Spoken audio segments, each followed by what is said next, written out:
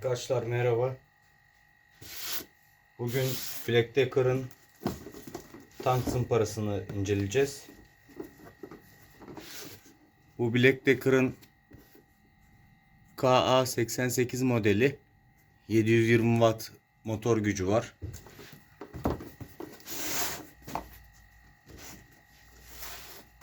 Böyle bir kutuya sahip.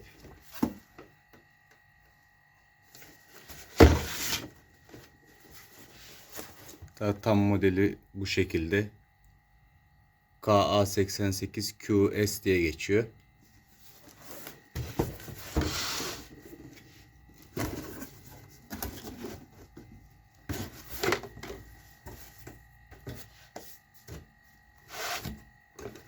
Arkadaşlar bir adet zımparamız çıkıyor.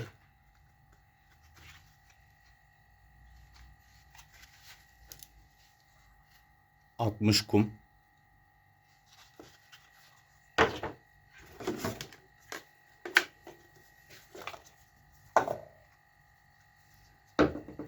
Bu şekilde bir emme haznesi var. İçinde filtresi olan. Bu filtrenin bu contalı kısmını buraya takıyoruz.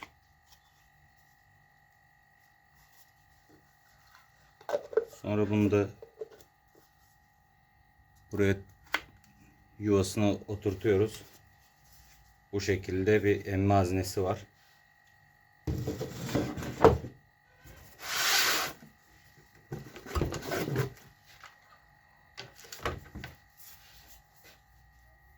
Bir adet de elektrik süpürgesi bağlantı aparatı çıkıyor. İçinde bu şekilde bir kullanma kılavuzu var. Onun dışında başka bir şey yok.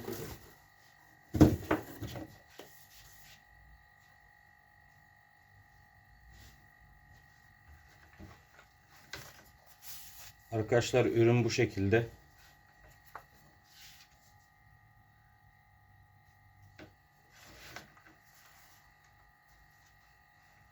Zımparamızı takalım. Ürünün burada bir adet mandalı var. Bu mandal zımparamızı germek için. Öncelikle bu mandalı açıyoruz.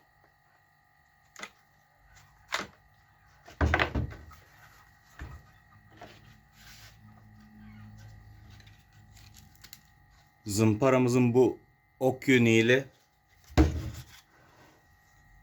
buradaki ok yönü aynı olması gerekiyor. Aynı yönde olması gerekiyor.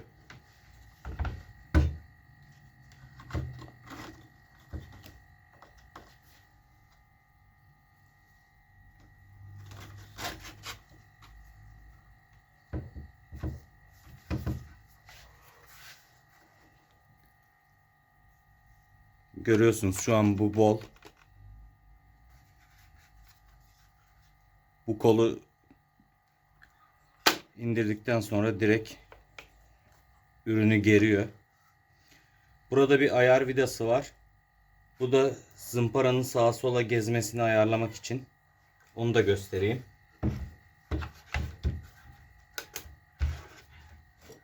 Önce bunu takalım. Arkadaşlar burada bir slot var. Onu buraya geçiriyoruz. Şu şekilde.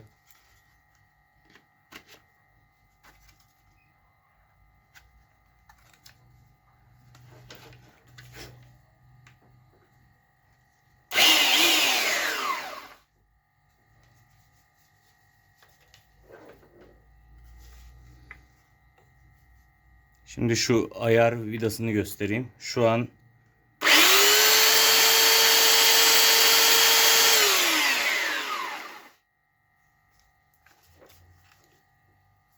görüyorsunuz zımpara yatağından çıkmaya başladı. Bu ayar vidasını sağa sola döndürerek ayar yapıyorsunuz.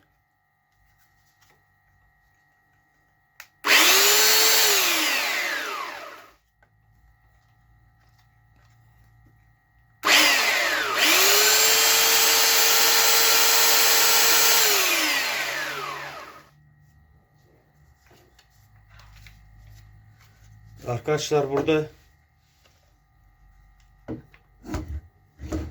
bir kol var. Bu mandalı açtığınız zaman bu kolu oynatabiliyorsunuz. İstediğiniz pozisyonda ayarladıktan sonra mandalı geri kilitliyorsunuz.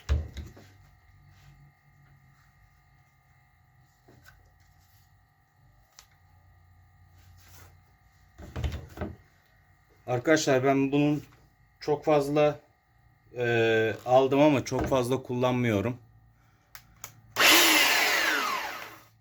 Bu üründe tek şikayetim deviri biraz az. Düşük devirli.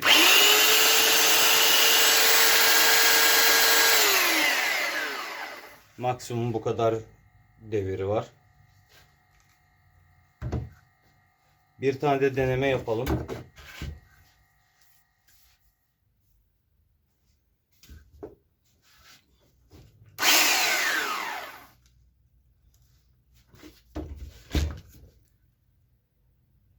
Şu şekilde tahtın yüzeyini göstereyim.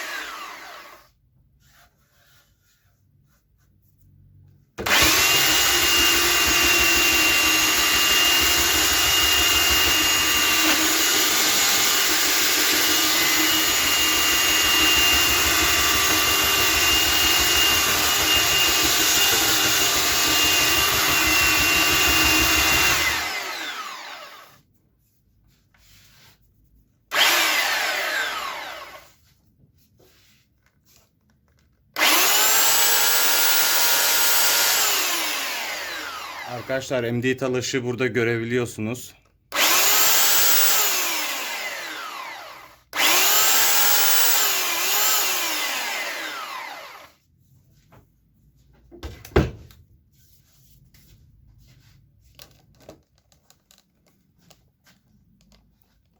Şöyle yüzeyi de göstereyim.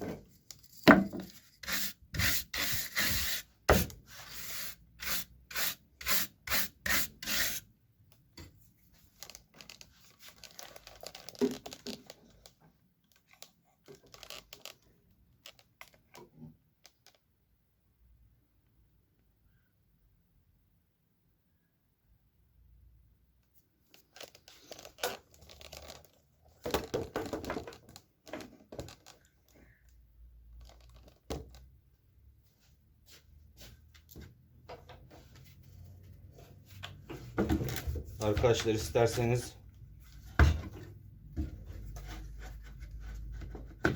bunu çıkarıp yerine bu aparatı takıp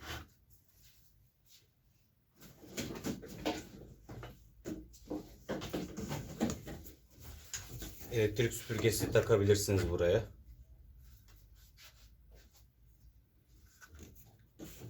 Bu şekilde bir kullanım sağlayabilirsiniz.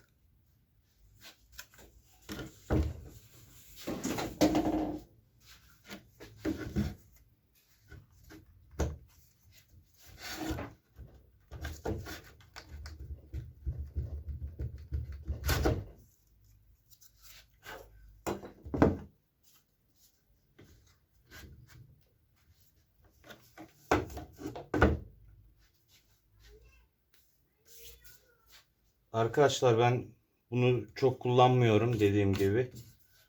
Ben bundan bir bant zımpara projesi yapacağım. Onu da yaparken çekimlerini yapar. Ya bunu bu şekilde ters koyup bir aparat yapacağım. Ya da dik kullanacağım şekilde bir aparat yapacağım. Gelecek videolarda görüşürüz. Teşekkür ederim.